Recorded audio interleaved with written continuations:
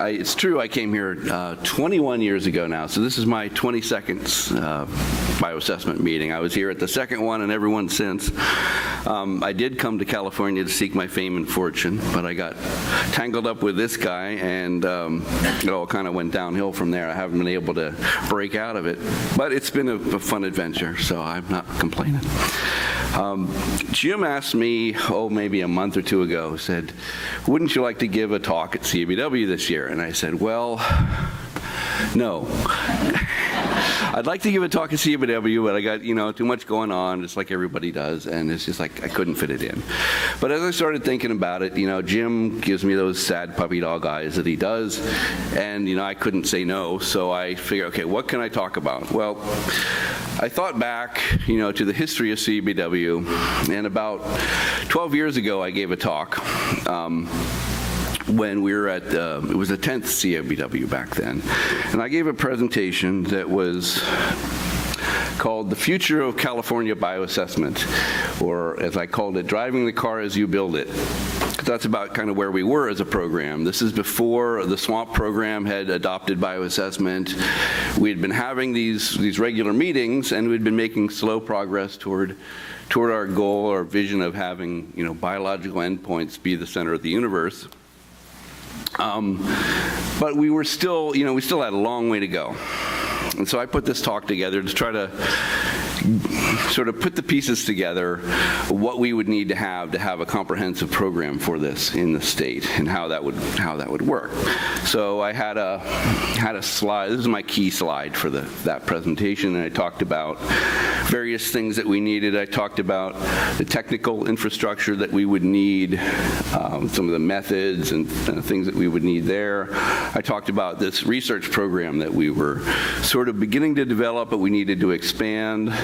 And then talked about our eventual goal was to develop the regulatory infrastructure that would allow us to actually use this information to have better resource outcomes in water quality management programs. So that's how that worked. So a couple years later, the Water Board sort of officially made a commitment to bioassessment and adopted bioassessment as part of its core SWAMP program, and invested quite a bit of resources from that point on. And so we've had the luxury, really, of having a pretty well-funded program for these past 12 years, and I think that's 10 years. And it's a luxury that a lot of states don't have. I have to say, California has been very fortunate because of that. I think we've been able to make a lot of progress.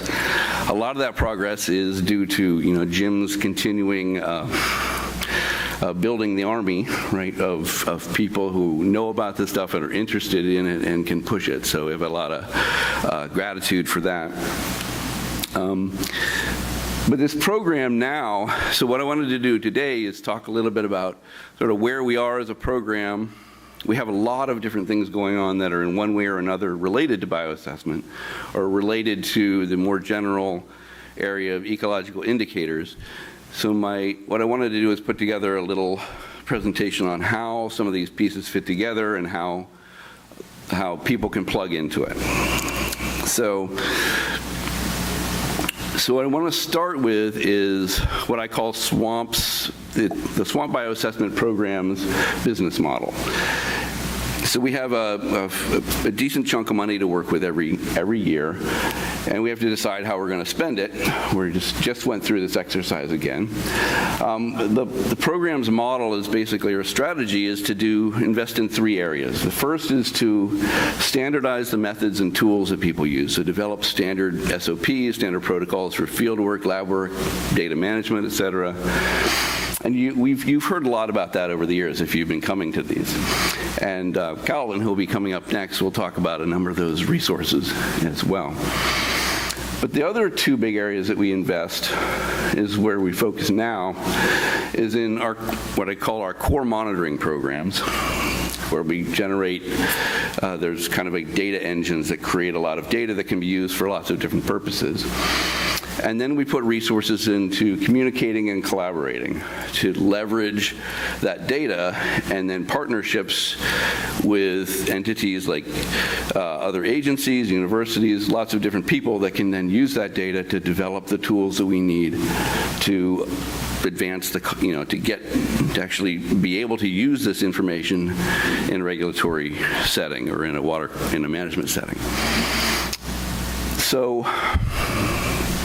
when I say we have two core monitoring programs, I'm talking about two that, if you paid any attention to the SWAMP program before, you know these two. We've talked about them almost ad nauseum. They are our perennial streams assessment, which is a random probability survey of wadeable streams throughout the state, and our reference condition management program, which is a program that is targeted to sampling sites with low levels of human activity upstream of those sites. So at these sites, we collect a ton of data. A lot of these protocols we use follow the EPA's EMAP protocols, now the NARS survey protocols. They're a modification of that, but they overlap with them and can be used interchangeably. So we measure things like in-stream habitat variables, riparian condition, riparian vegetation, water chemistry. But the main focus of these things, of course, is our ecological indicators. We collect benthic macroinvertebrates, we collect benthic algae, and we measure riparian condition using the state's CRAM protocols. So we do this at thousands of sites. So this data set collectively is what I'm calling our core, or our foundation data sets. Because we do this, the idea is that we collect enough data here, this will encourage others to collect data in a similar way, and that's what's happened. We have a lot of entities in the state now, and outside of the state, both state and federal, citizen monitoring, even private entities that collect data in a similar way. We now have a really large base of data that we can use for other things. So the way I like to visualize this is like this. So we take that data set, and that data set now can be used to produce new tools and new information from it. So, for example, the CSCI is the benthic invertebrate stream condition index. So we can score stream condition based on the list of bugs that we see at a site compared to the ones we expect to see there. We have another project in the works right now. Susie Thoreau will be talking about development of an statewide algae index for the same purposes. We also have habitat indices like CRAM and other things that are being developed. So that's sort of the most basic level of types of things that can come out of this. We then can use these for secondary products. So right now we're working on taking those products and some of the raw data and using that to help us build tools that we can use as the state is working toward its nutrient policy. So things that they can use there will be derived from those. And in that same way, we do this for lots of different types of applications, lots of different types of tools. Don't worry about the names on those things. The idea is that there's a lot of these kinds of tools that get generated from that core data set. Now, the point, though, of all of that stuff is to lead to these blue cells here. The idea is that those products in orange then will lead us to better management tools and ultimately to better policies and, by extension, better resource management or healthy watershed, healthy streams, healthy lakes, healthy watersheds, et cetera. So, let me just go back. Better not. Yeah, so this is what I call the expanding universe, or the beginnings of the expanding universe, as we get some core data, we get a critical mass of information. Tools start to come from this, and that feeds back to that original data set. As people use more and more of these tools, they also contribute back to those original data sets. And so we have a growing core, a data engine that's driving all of this stuff. Let's see. Oops, I'm going backwards in time here, sorry. So just to give you maybe an example of this, pull out a couple sections of it. One of the things that I've talked about, I'd actually talked a couple years ago about our Healthy Watersheds program that the Water Board is adopting. We used information from our core data sets. We used stream health index, the bug index. We used some habitat data, water chemistry, and lots of other data that we pulled from ancillary sources, and put that together into a watershed health assessment for the state.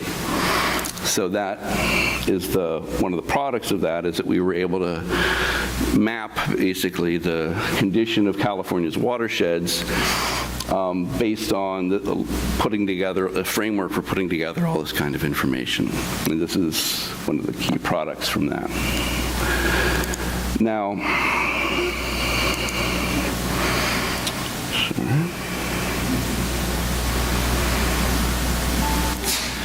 so another thing, though, is so we had that, and then, but that in itself is expanding. We started to partner with the Nature Conservancy, Trout Unlimited, and a whole group of other collaborators. This is an effort speared by Jeanette Howard and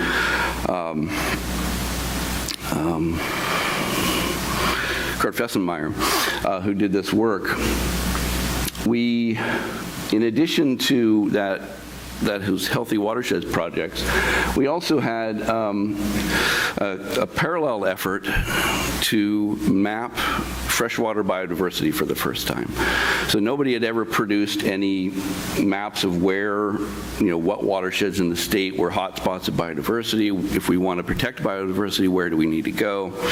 And so there was a big effort by Jeanette and her colleagues to map fish diversity, herp diversity, and invertebrate diversity. And so this was the first ever attempt to this had been done for fish before in some ways, maybe not as comprehensively, but for invertebrates, this was the first time anybody had ever tried to do this. And so our data sets were key to developing these maps. And those maps that in turn were used to identify areas of key conservation priority, or key conservation value. And so that work, I think, was presented actually last year. But that's another example of the kind of product that comes from that. But if you think about that the blue things from the previous slide, the goal here is to use those products to get to better management outcomes. And so some of the products that come from this are that we now have working on the very first ever healthy stream listings for the state, Category 1 listings based on this type of data.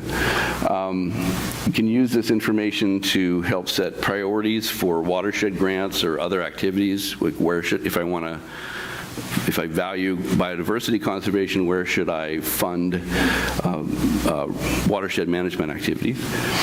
But also used for, and this was the original intent of the Nature Conservancy's interest, was in helping guide land acquisition priorities. So all of these things are products, if you go back to that original data set, are much better products now because we have made those investments.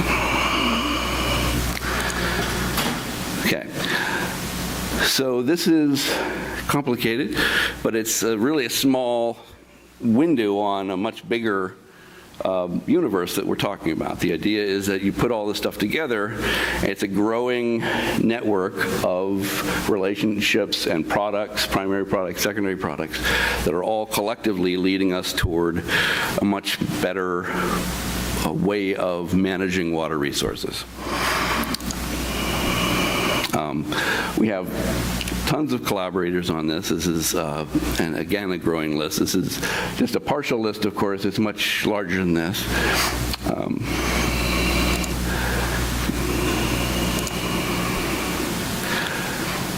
But a nice feature about thinking about it this way is that, it's a good way for identifying key management needs and information gaps. So if our goal is to think about, what do we need to do if we want to support better climate change science or better,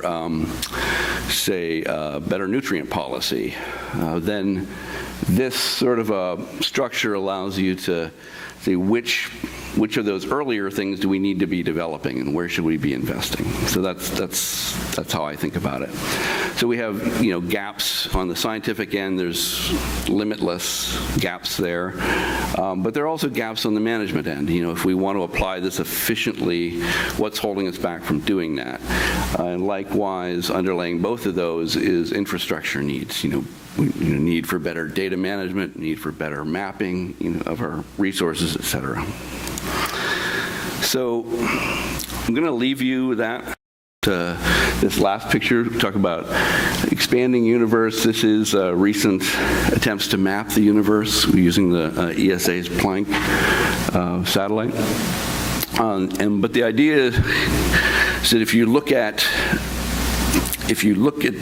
that map that I showed you before, that's my perspective because I manage the SWAMP's bioassessment budget and its program. And so I tend to focus on that core monitoring data set. But you could plug into that set, at any place you like, and